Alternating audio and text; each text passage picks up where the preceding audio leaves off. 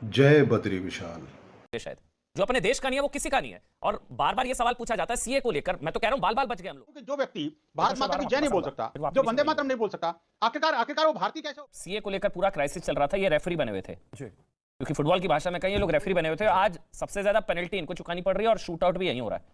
47 के बाद आज पाकिस्तान है, कल फिर नहीं रहेगा। तो हम तो बेसिकली उसको मानते ही नहीं। पंजाब, सिंध, गुजरात, मराठा, आपने राष्ट्रगान शायद पढ़ते नहीं होगे आप, लेकिन अखंड भारत की परिकल्पना में तो वैसा कोई देश है ही नहीं। अब आगे संविधान या कुरान?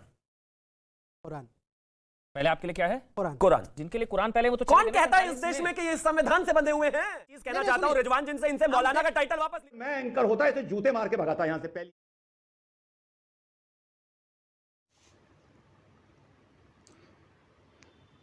स्वागत है आप सभी का हमारे YouTube चैनल पोखी पहाड़ी में। आज की वीडियो में आप देखेंगे कि मौलाना शोएब जमई की बेतुकी बातों पर कैसे एंकर अमन चोपड़ा और रिजवान अहमद ने इनका बैंड बजा दिया। वीडियो मजेदार होने वाला है, अंत तक जरूर देखें और अगर चैनल को सब्सक्राइब नहीं किया है तो इसे सब्सक्राइब जरूर कर दें। धन्यवाद। शोएब हाँ ठीक है, चलिए एक मिनट, अब छोड़िए ना, बस करिए। विनोद बंसल, मैं आपके पास आ रहा हूं। विनोद बंसल, मेरा सीधा सा सवाल है, जिसकी बैटिंग कर रहे हैं यहाँ पर शोएब जमई, या जिन लोगों की बैटिंग कर रहे हैं जो अपने देश के ना हुए वो इनके भी नहीं होंगे शायद। जो अपने देश का नहीं है वो किसी का नहीं है। और बार बार ये सवाल पूछा जाता है सीए को लेकर। मैं तो कह रहा हूं बाल बाल बच गए हम लोग अगर सीए डाइल्यूट कर देते इनके दबाव में आकर, तो जो हालात वहां पर है वो यहीं पर भी होते मेरे ख्याल से। बड़ी अच्छी बात कही आप। बिल्कुल अमन जी, देखिए बात यह है कि हमें भी इस बात को समझना पड़ेगा, जो कुछ मोरक्को के लोग फ्रांस में जाके कर रहे हैं वही काम भारत में बस जो छूटे थे 5 करोड़ लोग, वो आज जगह जगह देखने को मिलता है, अनेक जगह मिला। आप देखिए कि आखिरकार ये जो जम्मू कश्मीर की आज स्थिति क्यों बनी, वही मानसिकता है ना, पाकिस्तानी मानसिकता। आखिरकार ये जो स्थितियां जो है नॉर्थ ईस्ट की जो बनी, वो वही मानसिकता है ना, मजहबी मानसिकता है। आखिरकार केरल और बंगाल के अंदर क्या हो रहा है, यही मजहबी मानसिकता है कि मैं तू मेरा वो ला इलाहा इल्लल्लाह, वो जो उन्होंने कहा कि एक दो दूसरे भाई जो है ना, जो इस्लाम को मानेगा वो मेरा भाई है, नहीं तो नहीं है। मैं ये कहता हूं कि जो व्यक्ति भारत माता की जय नहीं बोल सकता, जो वंदे मातरम नहीं बोल सकता, आखिरकार वो भारतीय कैसे हो गया? और जो व्यक्ति ये नहीं कहे कि संविधान से बढ़कर मेरी कुरान है, कुरान से बढ़कर मेरा संविधान है, तो आखिरकार वो भारतीय कैसे माना जा सकता है भाई? जो व्यक्ति इस बात को कहने में डरता है कि नहीं अब इस्लाम से पहले जो है मेरा भारत नहीं हो सकता, मैं भारत माता की जय नहीं बोलूंगा, तो आखिरकार स्थितियां तो वही पैदा हो रही है ना अमन जी, जो आज मोरक्को के लोगों के द्वारा फ्रांस के अंदर पैदा हो रही हैं। सही बात है। और ये फ्रांस और मोरक्को तो एक उदाहरण है। ये दुनिया के जाने कितने देश इसको लेकर जल चुके हैं। शिवम, मेरे को बार बार इसलिए रियलाइज हो रहा है ये वही शायद देश है जो जब सीए को लेकर पूरा क्राइसिस चल रहा था ये रेफरी बने हुए थे क्योंकि फुटबॉल की भाषा में कहीं ये लोग रेफरी बने हुए थे। आज सबसे ज्यादा पेनल्टी इनको चुकानी पड़ रही है और शूट आउट भी यहीं हो रहा है। ये लोग रेफरी बने हुए थे सीए वाले केस में, ये सब इंडिया को लेक्चर दे रहे थे, आज यहीं पर पेनल्टी इनको देनी पड़ रही है और इनके यहीं शूट आउट हो रहा है। अब इनको शायद समझ आ रही है। बात तो सही है। कनाडा घुटनों पर आ गया। जब बात हुई थी किसान आंदोलन की तो तमाम दावे उन्होंने किए थे। अभी एस जयशंकर जी ने बहुत रिसेंट कहा कि भाई ठीक है, आपको राजनीति करनी है अपने देश में करो, मेरे देश में मत करो। इन तमाम लोगों के साथ ये परेशानी अब आ रही है। शोएब जी, आपने एक जवाब पूछा था, कहा था कि तारिक फतेह साहब हिंदुस्तान से नहीं है, पाकिस्तान से हैं। देखो 47 से पहले पाकिस्तान था नहीं, 47 के बाद आज पाकिस्तान है, कल फिर नहीं रहेगा। तो हम तो बेसिकली उसको मानते ही नहीं। पंजाब, सिंध, गुजरात, मराठा, आपने राष्ट्रगान शायद पढ़ते नहीं होगे आप, लेकिन अखंड भारत की परिकल्पना में तो वैसा कोई देश है ही नहीं। अब आगे आते हैं। आपने बड़ी इंटरेस्टिंगली इनसे एक सवाल पूछा और ये उसको डक कर गए। मैं आपसे पूछता हूं बहुत शालीनता के साथ, पहले संविधान या कुरान?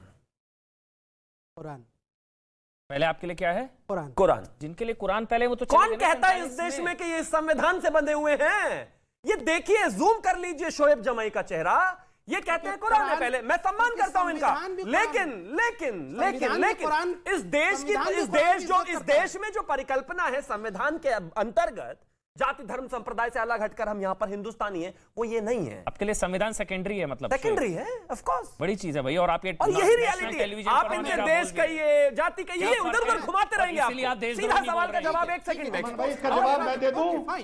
इनको लगता है नॉट फाइन, इस इट सवाल इज का जस्ट जवाब नॉट मैं फाइन दे एट दूं तो ऑल। त्यागी नहीं, भाई नहीं, ने नहीं, मैंने पूछा। तो बहुत डायरेक्ट कहा डॉक्टर है। रिजवान कमाल आ की रहा हूँ, बात पहले है। शोएब बोल रहे हैं, उसके बाद आपके पास आऊंगा। तारिक जो फतेह त्यागी साहब भाई ने पूछा है, इसका जवाब मैं दे दूं। एक मिनट मैं आ रहा हूँ। डॉक्टर रिजवान पहले इसका शोएब बोल रहे हैं, जवाब उसके मैं बाद दे आपके दूं पास क्या? आऊंगा। तारिक मैंने फतेह साहब आ कहा रहा कि हूँ। पहले शोएब मैंने आप कहा बोलिए। कि कुरान मेरे लिए फर्स्ट मोस्ट, ठीक। मेरी जिंदगी को जीने के लिए, वे ऑफ लाइफ के लिए मेरे पास कुरान है, ठीक है ना? शोएब शोएब मैं एक मिनट आप बोलिए, मैं एक पास है। चीज टोक दूं आपको।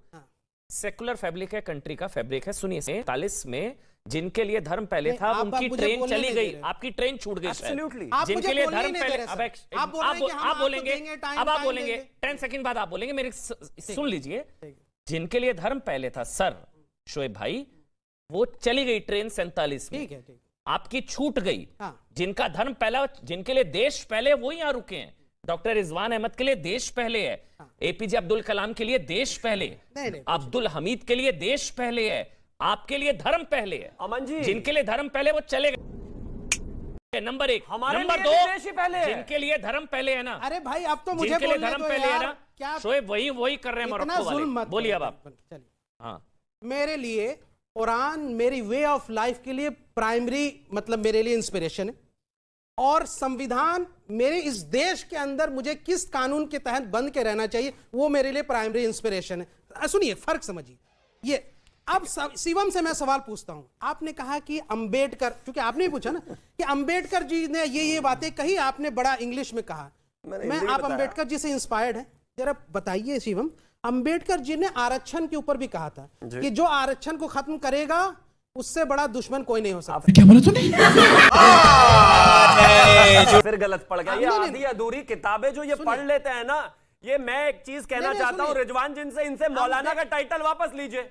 उन्होंने बिल्कुल ऐसा नहीं कहा। नहीं, सुनो, उन्होंने अरे मैं मैं किस जवाब बात कर तो दे दे रहा हूँ दो सर, यार। आप गलत बोल रहे अरे हैं। मैं जवाब सुन लो, अब पहले बाबा सवाल तो भीमराव सुन लो अंबेडकर पूरा। कोई आदमी न्यूज चैनल पर देश के संविधान के अंतर्गत आते हुए संविधान निर्माता को आज अगर गलत मैं कोट पूछ करेगा रहा हूं। तो डूब मरने जैसी अरे बात है। भाई, 10 क्या सेकंड कहा तो था सुन उन्होंने? लो, 10 सेकंड तो सुनो। बताइए क्या कहा जो था।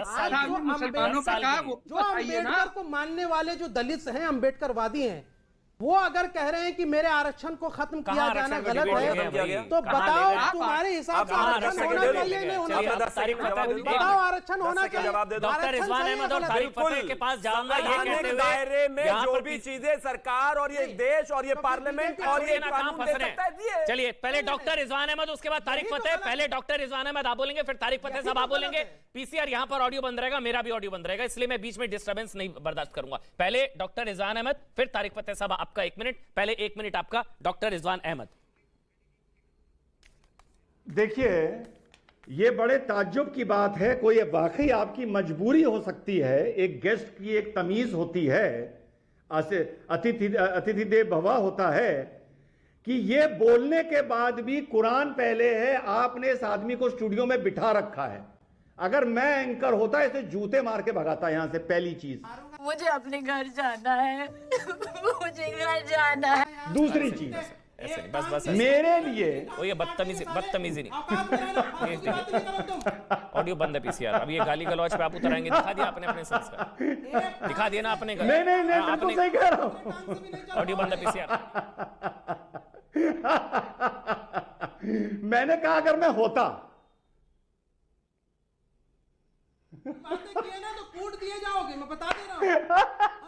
फालतू की बातें नहीं। गाली गलौज मत करिए भाई। टांग भी बेटा यहाँ से चला जाएगा तुम्हारा। अभी एक टांग में लंगड़े ऑडियो बंद है भाई दोनों का। तारिक फतेह साहब, बस ऑडियो बंद, बस हो गया। तारिक फतेह साहब, उसी सवाल के साथ आ रहा हूं। ये क्या रिश्ता क्या होता है कि कोई देश का ही ना रहे? तारिक फतेह साहब, देखिए, अंबेडकर साहब की बात हो रही थी। उन्होंने एक बड़ा अच्छा लेक्चर दिया। उनकी किताब जो है 1947 partition of Pakistan, the partition of India, उसके अंदर उन्होंने मुसलमानों को डिस्क्राइब किया। अब मुसीबत यह है कि हिंदुस्तान का रिवाज ये रहा है कि अबुल कलाम आज़ाद से आज तक मुसलमानों के ऊपर तनकीद कोई दूसरा मुसलमान कर दे तो कर दे, बाकी कोई करने के लिए तैयार नहीं, क्योंकि वो मुस्लिम वोट बैंक का चक्कर भी चलता है। उन्होंने कहा कि मुसलमान कभी भी कम्युनिटी का नहीं होता। मुसलमान can not be part of the, he has his own corporation in which nobody else is allowed to enter, but he will always make the demand on the other. ये अंबेडकर साहब की अपनी किताब में लिखा हुआ है, ये कॉन्स्टिट्यूशन में हो ना हो, और उस शख्स को कॉन्स्टिट्यूशन की इजाजत दी गई जिसने अपना धर्म बदल दिया। भाई ये क्यों बोल रहे हैं बीच में? भाई मस्जिद नहीं है या चीखो मत। तो साला ये दुख का खत्म नहीं होता बे।